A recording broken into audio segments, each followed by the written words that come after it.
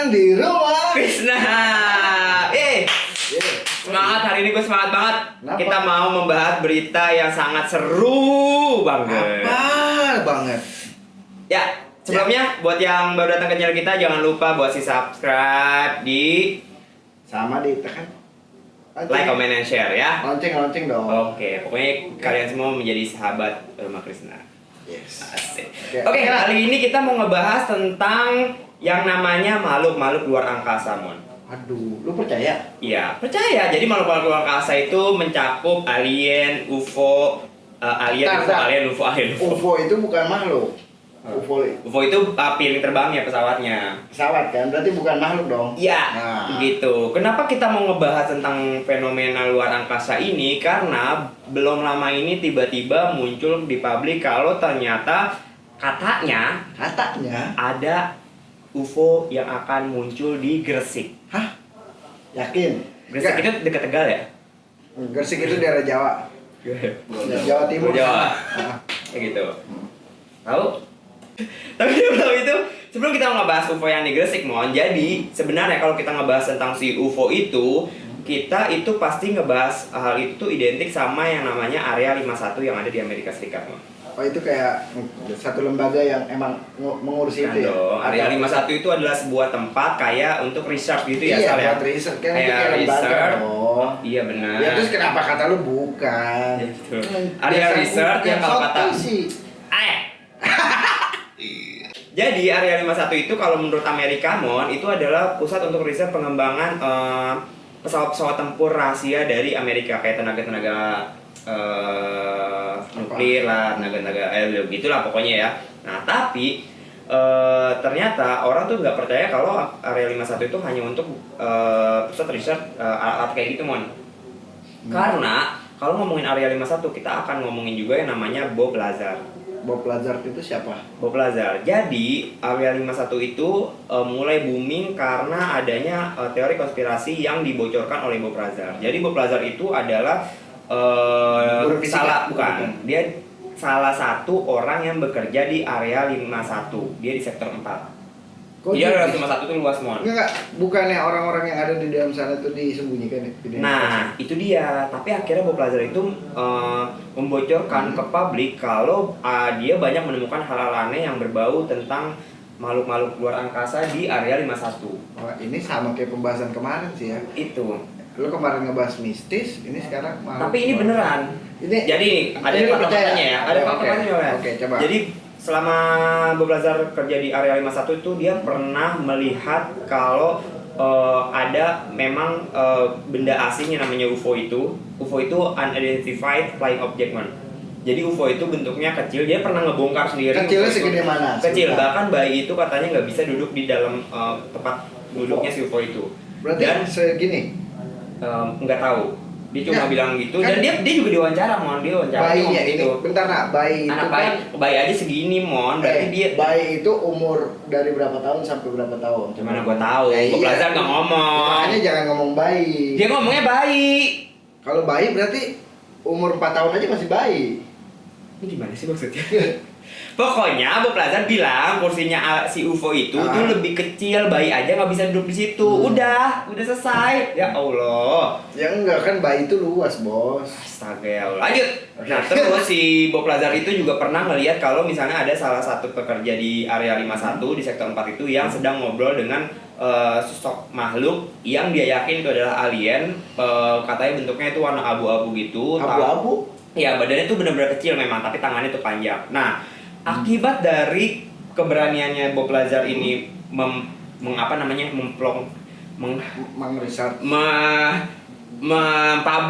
mempublish kalau misalnya Area 51 itu adalah area untuk research tentang makhluk luar angkasa.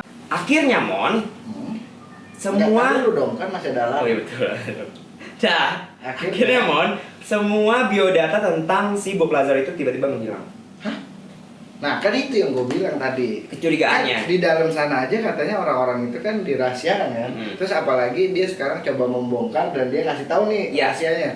Dia udah menemukan makhluk luar angkasa, alien, yang dibilang alien itu warna abu-abu. Oke, abu-abu. Terus tangannya panjang. Itu dia ketemu alien apa ketemu monyet? Ya, ini bercanda. Lah bener dong, monyet warnanya apa? Karena dia kerja di situ. Kecil. Dia kerja di situ, dia sendiri yang ngebongkar UFO-nya, Mon. Gue tetap nggak percaya sih gitu.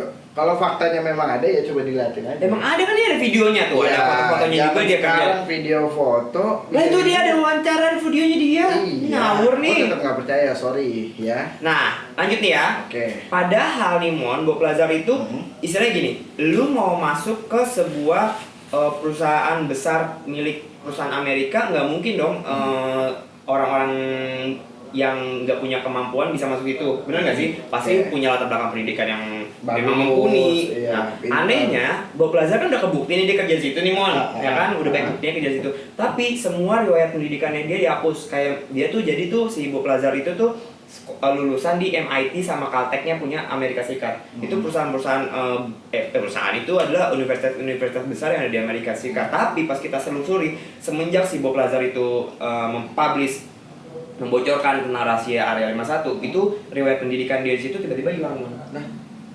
saking dirahasiakannya Area 51, Mon.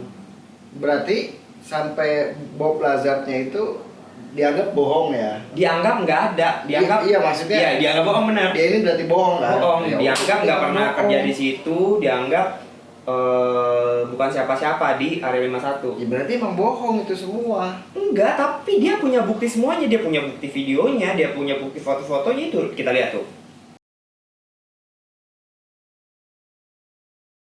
Jadi kayak ada komplikasi.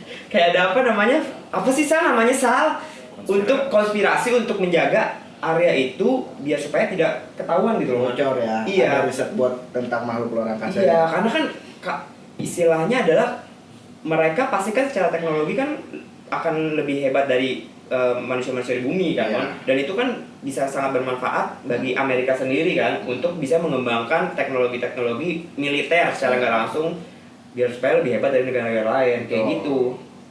Nggak, tapi yang gue bingung gini loh, kalau memang itu sudah di rahasiakan dan segala macam bahwa ini tuh nggak boleh dipublish gitu, kita tuh ada riset tentang ini tapi semua orang nggak boleh tahu kalau ini kita sekalian ada di sini gitu, di satu lembaga sini Area 51. Nah gini loh, sebelum lu masuk kerja ke sana kan pasti kan lu udah tahu konsekuensinya kan. Bener nggak? Lu masuk nih, lu ngelamar interview ya, lu udah gua kasih tahu di sini kita akan ada riset ini, gua butuh lu karena lu ada skill di sini, tapi ada konsekuensinya, lu nggak boleh ngebocorin ini semua karena kita nggak mau kan. Nah, kenapa dia bisa ngebocorin? Nah, ya namanya orang kan bisa berubah. Nah, ya berarti kalau gue bilang ini hanya konspirasi. Iya, karena ya maksud gue gini, ya ini kayak cuma ini kayak ajang pengenalan tempat, tau gak lu nak? Area 51, ngerti nggak sih? Enggak, tapi emang benar. Akhirnya karena kejadian Bob Lazar ini, pihak Amerika Serikat itu akhirnya bukan menyatakan namanya ya, mengklarifikasi, menggopublikkan kalau memang dia punya sebuah pusat riset untuk meneliti meneliti hal-hal yang ada di luar angkasa. Karena akhirnya banyak orang yang berhasil merekam rekaman-rekaman UFO ya, sampai akhirnya kan tadi dulunya tuh kan kita manggilnya benda terbang itu kan UFO, Identified Flying Object, sampai akhirnya karena udah terlalu banyak bukti-buktinya akhirnya pihak Amerika sendiri itu mengganti bukan unidentified ya, salah ya, jadi apa Sal?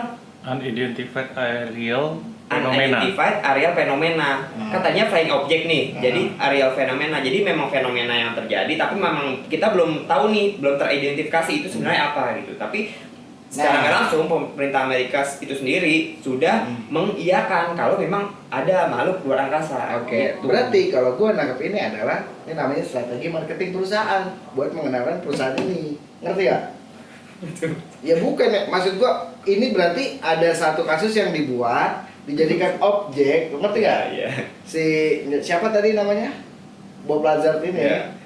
Bob Lazar ini dijadikan objek buat mengenalkan bahwa Amerika sudah ada tim lembaga yang meneliti luar angkasa. Tapi sebenarnya Amerika belum punya. Bukan belum punya. Ini tuh caranya dia buat mempromosikan, ngerti gak? Iya. Jadi tapi lu percaya gak kalau Amerika memang udah punya pusat riset untuk meneliti hal itu. Kalau buat pusat risetnya gue percaya, tapi tentang kejadian fakta yang diakuin sama dia katanya ada udah ada aliennya, udah warna abu-abu, tangannya panjang, itu kalau gue bilang itu monyet.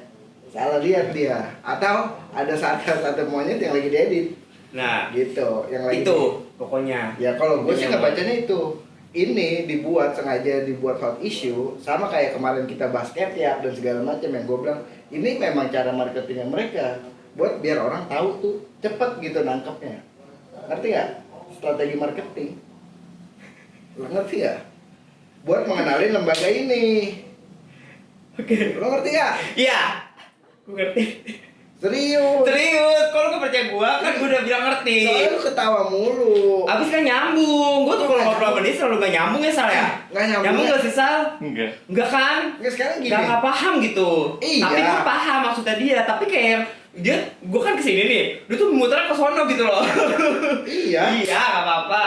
Kan ini statement gua dong. Iya benar. Dan gua tetap belum percaya kalau itu. Iya. Makhluk luar angkasa itu ada. Iya, nah akhirnya balik lagi nih kita ke At the kejadian end, yang at the end. kita balik lagi ke kejadian yang ada di Indonesia. Nah, tiba-tiba ternyata gue juga baru tahu ya kalau di Indonesia itu ternyata ada lembaga yang meneliti tentang makhluk-makhluk luar angkasa, namanya BETA. Nah, kayak gitu dah. Misalnya gini nih, kayak satu negara sudah mengeluarkan kayak gitu, pasti negara lain akan ikutan. Aduh, ya. Kok aduh? Makanya gini loh. Iya, percaya. Ya udahlah, terus habis itu pasti ada yang bilang di Indonesia akan ada turun UFO juga. Iya, jadi ini viral karena di Indonesia itu ternyata ada yang namanya Beta UFO, itu komunitas meneliti tentang UFO dan benda-benda antariksa lainnya. Itu udah lama kebentuknya nih Beta UFO dan kemarin viral di podcastnya Om Deddy Kobuzer. Jadi ada ketuanya itu namanya Mas Nugi ya. Mas Nugi itu lulusan anak ITB. Kalau salah maaf, tapi itu kayak benar. Lulusan ITB, jadi dia akhirnya menstatementkan kalau akan ada flying object yang datang ke Gresik di bulan-bulan ini. Itu dia dapat teorinya dari mana? Itu dia research, Iya, tapi maksud gue gini. Astagfirullah. Ya bagaimana caranya dia komunikasi sama orang aliennya itu bahwa dia akan mendarat di Gresik. Enggak komunikasi. Itu kan dia riset karena dia bekerja di bidang itu. Iya. Sama halnya gini. Mana dia tahu gimana caranya lu bikin settingan artis? Dia nggak bakal tahu. Gua mana tahu. Gua nggak pernah. Ya nggak nyambung ya. Enggak kan lu kan bilang gimana caranya dia berkomunikasi sama makhluk astral. Nah sekarang gua balik gimana caranya si Nugi nanya ke lu gimana caranya dia bisa tahu gimana caranya lu bikin settingan sama artis. Dia pun juga nggak tahu kan. Karena udah bidangnya masing-masing. Sorry gini ya. Sorry. Ini lu berhubungan sama makhluk yang nggak bisa diajak komunikasi, dan belum jelas ada keberadaannya. Aduh. Ya iya dong. Nah, sekarang gini, dia kan memprediksi, bener nggak? Bahwa nanti bulan apa? Bulan ini akan ada UFO yang mendarat di Gresik. Tahu dari mana? Coba. Ya itu risetnya dia. Iya gini dong, kan ibarat kata kan itu masih halusinasi dan tidak ada halusinasi. Itu risetnya dia. Kita kan nggak tahu risetnya dia itu kayak gimana karena ya memang itu bukan bidang kita nggak ngerti. Bisa aja dia punya komputer yang sudah canggih, dia menitik-nitikan apapun itu karena kan kalau nggak salah dia lulusan fisika juga deh. Itu kan di luar kemampuan kita juga, mana lu ngerti koordinat titik koordinat. Iya ngerti, tapi maksud gue gini, kok dia bisa sih tahu ini akan turun di Gresik loh. Ya bisa, ini pun sama aja kayak lu kalau nanya kok bisa sih itu gimana cara pesawat terbang. Pesawat terbang kan itu manusia. Caranya. Nggak nyambung ya. Punya udah gua Sal. Dia nggak nyambung ya Sal ya. Lu paham kan maksudnya apa Sal? Tapi dia nggak nyambung ya. Ya enggak, maksud gue tetap gini loh. Gua itu ya gini. Lu sama aja kayak percaya sama setan kemarin. Ya enggak? Sekarang gue tanya sama lu. Gimana caranya tuh UFO komunikasi sama lu datang ke Gresik? Dia mau beli semen. Stop. Ya udah. Hah? Dia mau beli semen di Gresik. Hah? Ya udah, seru banget gua. Pokoknya gitu ya. Semoga semuanya pada ngerti yang gua omongin. Enggak, sorry. Kalau ini pendapat gua pribadi gitu. Karena gua masih nggak percaya tentang fakta-fakta itu. Karena gua pribadi, gua belum tahu yang sebenarnya nih dan cara-caranya dan segala macam, bahkan titik-titik UFO atau kemunculan. Ya karena itu bukan bidang lu, PAD. Enggak gini dong, kan dulu dulu ada katanya piring terbang di sini, terus ada jejaknya. Bener nggak? Dulu sempet ada kayak gitu. Crop circle. Oh, Iya. nah iya, terus sekarang faktanya apa? Nah makanya banyak perusahaan-perusahaan yang memang sekarang dibuat untuk meneliti makhluk-makhluk benda-benda atau flying object yang ada di luar angkasa gitu loh Mon. Yaitu memang kita nggak ngerti gimana caranya dia bisa nemuin atau bisa menentukan kalau itu misalnya akan ada UFO yang datang bla bla. Kita kan nggak tahu, sama halnya kayak gini deh. Kita mana tahu nih, misalnya ntar bulan besok tanggal 5 planet Mars jaraknya akan dekat ke bumi kayak gitu ya Sal ya. Lah kita kan bilang foto ya gimana caranya tuh tahu bisa planet Mars bisa akan dekat di bumi tanggal 5. Ya kan karena mereka adalah orang-orang di bidangnya yang bekerja untuk meneliti hal itu. Gitu loh Mon. Menyambung nih, gua kesel. Dah, yuk. Lah kan ini statement gue, Iya, lu nggak boleh marah dong. Enggak marah. Gue gini, kalau teori yang lu bilang tadi tentang planet Mars dekat ke bumi, itu gue ada di pelajaran gue sekolah. Nah, bagaimana caranya? Tapi kalau meneliti sebuah UFO nggak ada, mohon maaf.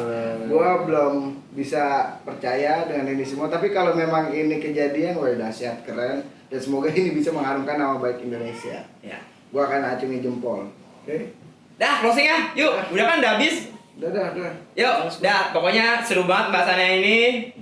Kalau yang percaya sama gua, komen di bawah. Kalau yang nggak percaya sama gua, percaya sama Emon, komen di bawah juga. Oke. Bye-bye. Kok closing dong? Jangan lupa. Oke. Apa? Apa kemarin closingnya gue lupa. Jangan lupa komen. Oke, jangan lupa like, comment, subscribe, and share konten ini ke teman-teman kalian. Ya. Kalau memang konten ini menarik buat Yoi. Oke? Dan jangan lupa Apa? follow IG kita berdua. Ya, ada IG Faisal dan IG Yoshiro juga. Dadah. Assalamualaikum. Salam.